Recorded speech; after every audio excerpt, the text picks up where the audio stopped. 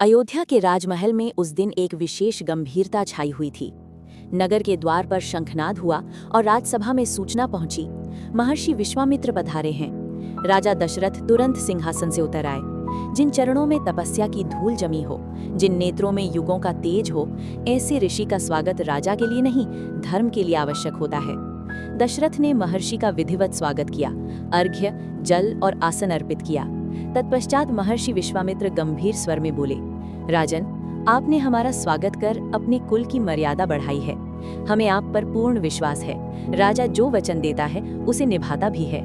दशरथ ने दोनों हाथ जोड़कर कहा, गुरुदेव आज्ञा दीजिए, जो भी मांगेंगे बिना विचारे अर्पित कर दूंगा। ये सुनते ही सभा में एक क्षण का मौन छा गया। महर्षि की दृष्टि सीधे राजकुमार राम पर गई। राजन, विश्वामित्र बोले, हमें आपके पुत्र राम की आवश्यकता है। हमारे यज्ञों को राक्षस मारीच और सुबाहु बार बार भंग करते हैं। हमें राम चाहिए, उन अधर्मियों के विनाश हेतु। ये सुनते ही दशरथ का हृदय कांप उठा।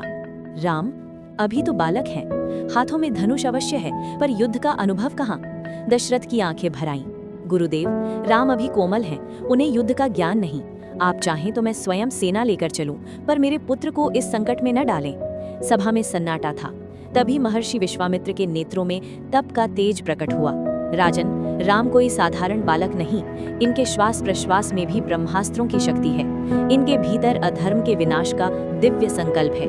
उन्होंने राम के तेजस्वी मुख की ओर संकेत किया, जिसे देखकर देवता भी निश्चिंत हों। वो बालक नहीं, धर्म का अवतार है। दशरथ के हृदय में पिता और राजा का भीषण द्वंद्व चल रहा था।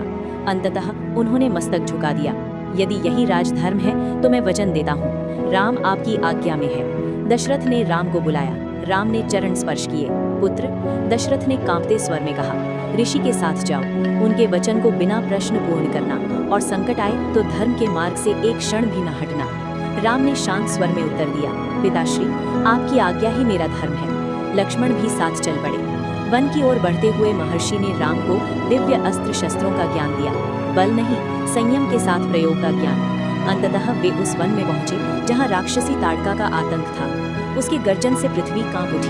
महर्षि बोले, राम, ये तुम्हारा प्रथम धर्मयुद्ध है। राम ने धनुष उठाया। क्षण भर को आकाश थम गया।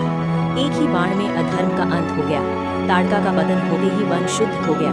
देवताओं ने पुष्प वर्षा की। फिर आया यज्ञ का दिन। सुबाहु और मारीच भयानक गर्जना के साथ आए। राम का धनुष पुनः बोला। सुबाहु का अंत हुआ। मारीच समुद्र में फेंक दिया गया। यज्ञ पूर्ण हुआ। महर्षि विश्वामित्र ने राम को देखा। अब वो केवल राजकुमार नहीं था, धर्म का प्रहरी बन चुका था। और यहीं से राम की यात्रा मिथिला की ओर बढ़ी।